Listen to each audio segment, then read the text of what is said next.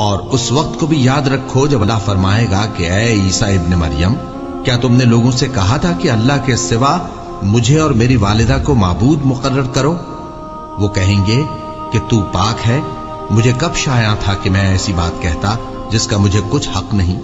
اگر میں نے ایسا کہا ہوگا تو تجھ کو معلوم ہوگا، کیونکہ جو بات میرے جی میں ہے تو اسے جانتا ہے، اور جو تیرے جی میں ہے اسے میں نہیں جانتا۔ بے شک تو علام الغیوب ہے۔ میں نے ان سے کچھ نہیں کہا بجز اس کے جس کا تو نے مجھے حکم دیا، وہ یہ کہ تم اللہ کی عبادت کرو جو میرا اور تمہارا سب کا پروردگار ہے، اور جب تک میں ان میں رہا ان کے حالات کی خبر رکھتا رہا۔ پھر جب تو نے مجھے دنیا سے اٹھا لیا تو تو ہی ان کا نگراں تھا، اور تو ہر چیز سے خبردار ہے۔ اگر تو ان کو عذاب دے تو یہ تیرے بندے ہیں، اور اگر انہیں بخش دے تو تیری مہربانی، اس لیے کہ تو ہی غالب ہے، حکمت والا ہے۔